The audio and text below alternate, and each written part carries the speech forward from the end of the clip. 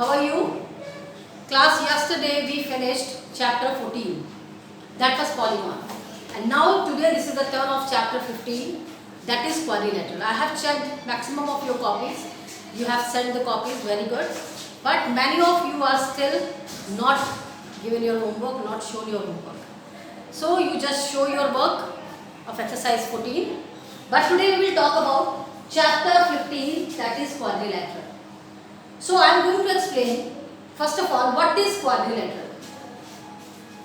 Let us draw any four non-collinear points on a plane. On a plane means on a plane surface, on a blackboard or a paper. If I will draw four non-collinear, देखो पहले बताएं non-collinear और collinear क्या होता है. Collinear means एक ही line में draw होने वाले points. Non-collinear जो कि एक लाइन में नहीं आ रहे हैं. They are called collinear and they are non-collinear.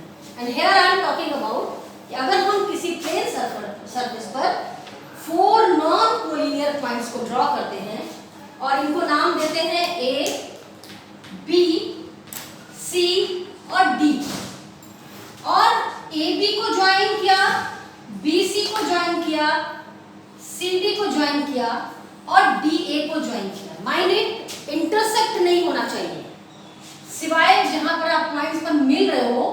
You can meet at the common point, but you are not supposed to intersect the lines. Then जो figure आपके पास तैयार हुई, what is this figure? This is quadrilateral. A, B, C, D. The name of the quadrilateral is A, B, C, D. Class, today we will study the full history of quadrilaterals. So first of all, you all have your books. I am just going to read.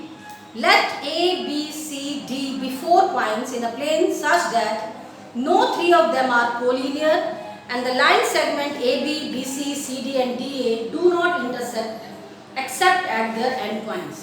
Then the figure formed by these four line segments is called quadrilateral A, B, C and D. So, इसको कितने component हैं इस figure के? ये जो quadrilateral हमने draw करी, it has four sides. क्या नाम है उन फोर साइड्स के? First side A B, second B C, then C D and then D A. It has four vertices. Four vertices. It has four vertices. Vertices means कोने. A, B, C and D. It has four angles also. It has four angles. What are they? Angle A, angle B, angle C and angle D. Angle A, angle B, angle C and angle D. This is the symbol of angle. Okay class? One more thing. It has two diagonals. एक vertex से दूसरे opposite vertex तक आने वाली line diagonal कहलाती है. जैसा कि हमने पॉलीगॉन्स में भी पढ़ा था कि किसी पॉलीगॉन को कितनी डायगोनल्स होती है. You know the formula to calculate the number of diagonals. Okay, a quadrilateral has two diagonals. It has two diagonals. Name of the diagonals DB and AC.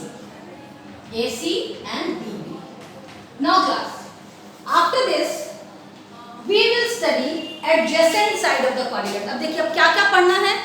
First of all I will explain this कि इस quadrilateral के बारे में हमें और क्या क्या पढ़ना है.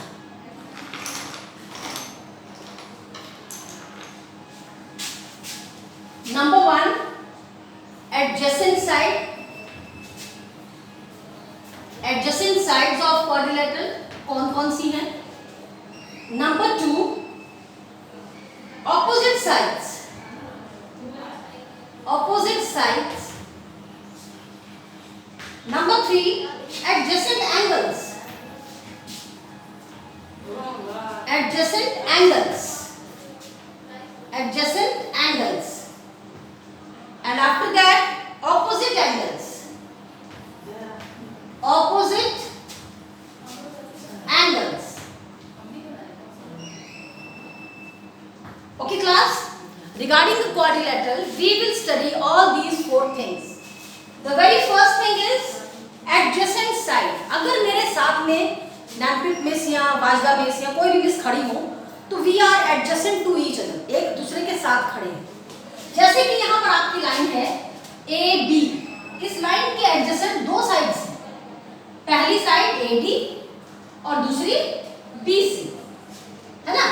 और अगर हम ए डी के बारे में बात करें, ए डी के एडजेसेंट कौन कौन है, ए बी और डी सी।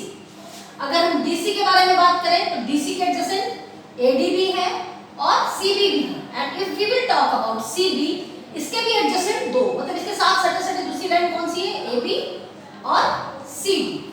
ठीक है, you got it. Adjacent sides क्या होती हैं? देखो यहाँ हम आपको ब्रैकेट बना के बताते हैं। जैसा कि हमने बताया कि ए बी के एडजेसेंट, बताइए, आप बताइए। Yes, B C. A B के एडजेसेंट बी सी भी है और ए बी के एडजेसेंट और कौन सी लाइन है, एग्जैक्टली ए डी। अब बी सी के एडजेसेंट देखते हैं। BC के एडजेसेंट कौन कौन है? BC की एडजेसेंट लाइन एक तो हो गई AB और दूसरी BC के एडजेसेंट कौन सी हो गई, CD। वेरी गुड, BC के adjacent CD। Now let us talk about CD। CD के एडजेसेंट कौन कौन सी लाइन है? CD के साथ कौन कौन सी लाइन लग रही है? एक AD है और दूसरी CD है। CD AD एंड CD और CB। ठीक है, और लास्ट लाइन आपकी कौन सी थी, AD। लेट अस सी, AD के एडजेसेंट कौन है? AD के एडजेसेंट AB है और AD के एडजेसेंट DCB है। ओके क्लास, इतना करने के बाद अब ऑपोजिट साइड पे आइए। I will rub this. Adjacent side हो गया, अब इसके बाद हम आपको ऑपोजिट साइड्स बताएंगे। ऑपोजिट साइड्स, ऑपोजिट्स का मतलब क्या होता है, उल्टा।